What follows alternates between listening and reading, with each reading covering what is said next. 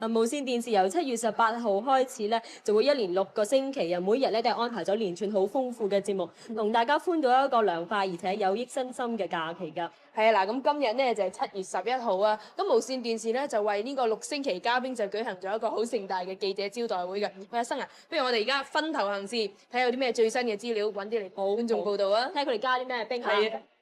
睇下先，哇！真係成個會場咧都充滿咗夏日嘅氣息㗎。嗱，人人嘅手上咧都係揸住一杯色彩繽紛嘅冰涼飲品啦。咁而啲舒適嘅衣着啊、悠閒嘅互相交流都係呢一個招待會嘅特色嚟嘅。咁當然有呂良偉同埋余文詩擔任司儀咧，就更加係令到氣氛更加融洽㗎。佢哋妙語連珠，咁啊使到呢一個嘉賓大會係生色不少啊！喂，老敏儀、楊家樂，嗱喺6星期嘉賓裏邊咧，我知道有好多豐富嘅早晨節目啦，咁就由你哋2位主持嘅，咁不如同我哋介紹下你哋加咗啲咩冰啊，好嗎？好啊，早晨嘅節目咧多姿多彩，包羅萬有，卡通片咧就有金銀島、古惑九遊荷里活，仲有米奇與當龍鴿添啊！仲有科學幻想片同埋有教育性嘅電視片集，歡迎你同我哋一齊度過一個充實嘅上午。我喺香港早晨嘅幾位同事，相信大家都好熟悉㗎啦。而且我哋個個都好中意夏天早晨嘅陽光添啊，因為佢特別親切啫喎。冇錯啦，呢啲咁好嘅時光咧，我哋一定唔可以錯過嘅。記得珍惜光陰，早睡早起啊！記得早啲起身睇香港早晨啊！夜空沉靜，星光閃爍，年青人嘅心智啦，就應該硬如鐵、冷如冰嘅。冰乜鬼啊？人哋加冰，你又加冰。直接啲講，後生仔凡事冷靜啲，咁就冇撞板啦。嗱，板咧細細塊就唔怕撞，叻咧少少地都唔怕認，橫掂大家都後生仔啊嘛。不過撞一板撞得多就識避㗎啦，但係認下叻咧，可能認到就係叻咁叻㗎喎。人係一定要發奮努力向上嘅。荊徒嘅付偉良係咁，我現實生活亦都係咁。我希望大家趁住暑假努力向上，充實自己。Hello， 3位靚女，你好，多謝多謝。啊，係啦，咁我知道你哋3位都係婦女新知嘅節目主持人啦。咁啊，我哋而家就6星期嘉賓啦。咁你哋為我哋觀眾加咗啲咩冰先？我咧當然會帶大家咧去啲夏日嘅好去處，如果中意咧又可以喺佢煮嘢食嘅。咁鄺明你咧？我咧就教大家做健美操，希望可以令大家保持身材健美。好似你咁健美。咁到我咯喎，咁各位家庭主婦除咗喺屋企做家務之外咧，我哋仲會教你種下花啊、養下魚嘅生活閒情嘅。咁記得留意收睇《婦女新知》為你哋加嘅冰咯喎。咁當然梗係唔少得呢一班充滿咗活力嘅。活力11。真係好一個6星期嘉賓。嗱，今晚 K100咧，我哋亦都特別預備咗啲冰凍飲料啊，嚟款待一位嘉賓。呢一位咧就係6星期嘉賓嘅策劃人之一，金國亮先生。金兄，唔該晒。啊，先飲杯冰先嚇。就6星期嘉賓呢個名啊，我覺得幾撩楞。究竟你點解即係包括啲咩內容啦？顧名思義啦，咁你加咗冰啦，就消暑啦，涼浸浸啦，冇咁興合合添啦。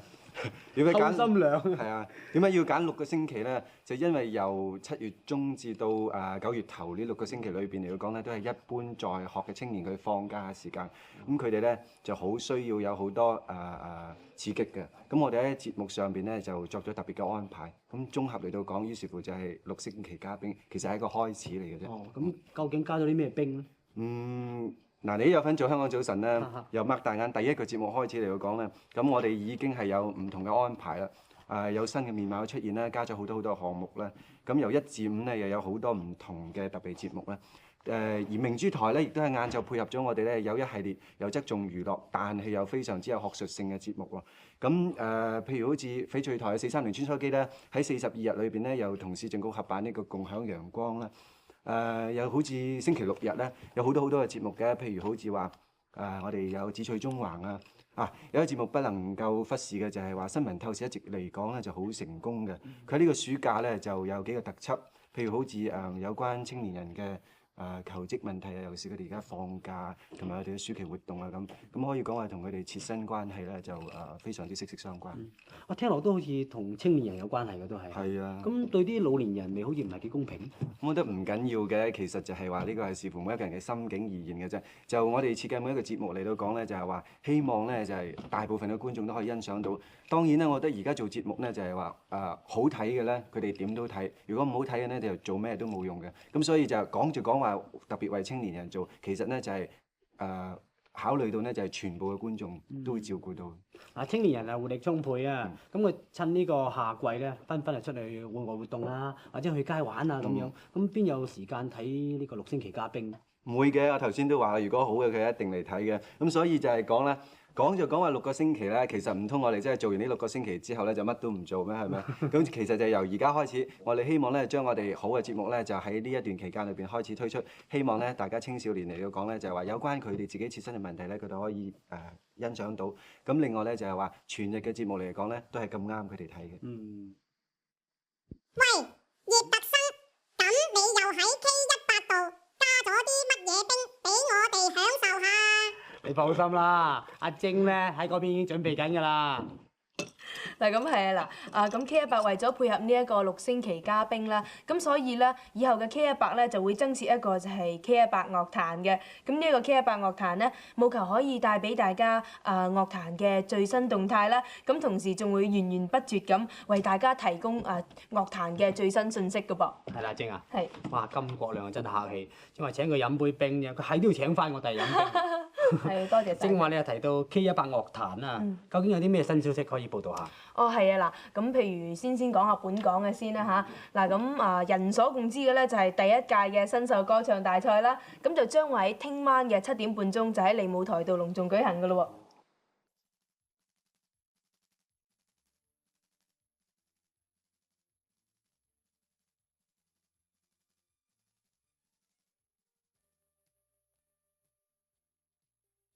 連日嚟為第一屆新秀歌唱大賽做嘉賓嘅本港著名歌星陳潔靈、盧雲娜、賈思樂同埋丁馬卡道呢4位，同埋一班舞蹈藝員呢，就已經係開始咗彩排㗎喇。咁佢哋嘅歌聲同埋舞蹈都係充滿朝氣同勁度，表現出年青人嘅生活節奏同面貌嘅。咁大家喺聽晚嘅選拔樂壇接班人嘅盛會第一屆新秀歌唱大賽裏面呢，就可以欣賞到佢哋4位美妙嘅演出㗎喇。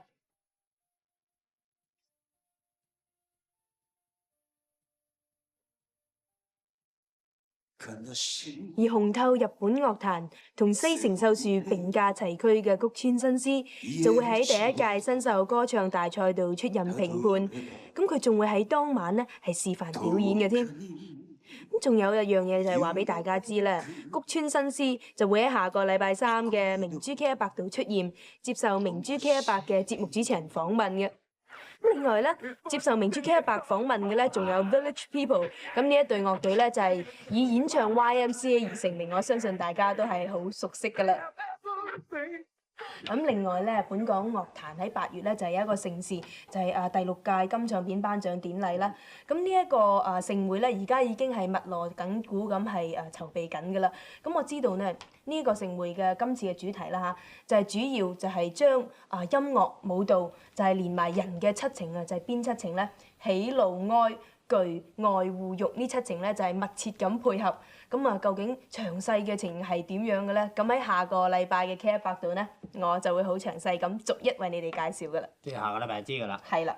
嗱 K18樂壇嘅消息咧就報導晒啦。咁電視快訊嘅麥劍秋喺嗰邊準備緊喎。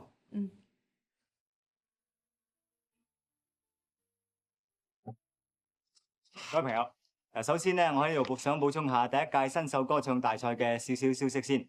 咁呢個大賽嘅2位評判啊，日本東京音樂節嘅總監製渡邊正文，咁以及係日本紅歌星谷村新司咧，喺今日下晝已經係分別抵港㗎啦。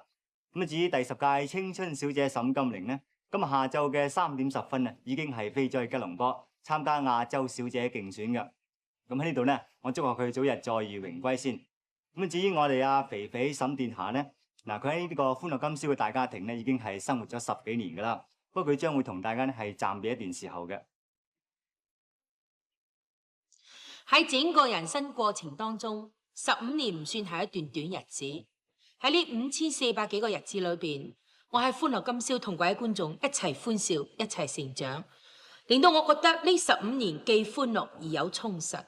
我就要離開各位一段短時間，但係我保證呢一個只係暫別。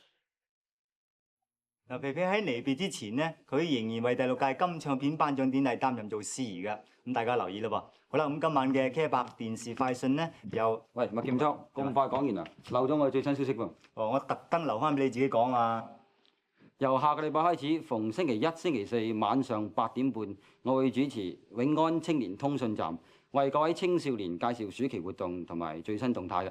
譬如下個禮拜咁啦，我哋就會介紹中三畢業生嘅前途同出路啦。另外，我哋會介紹義工嘅訓練過程嘅。喂，嗰邊有好多人嚟咗喎，快啲過去招呼下啦！哇！真係嗰邊真係好墟冚啊！我啱嗰邊過嚟，阿生咧就預備晒啲加咗冰嘅飲品，不如我哋過飲翻杯啦。好啊，好啊。嗱，K100仲有好嘢同大家介紹喎，唔好行開啊！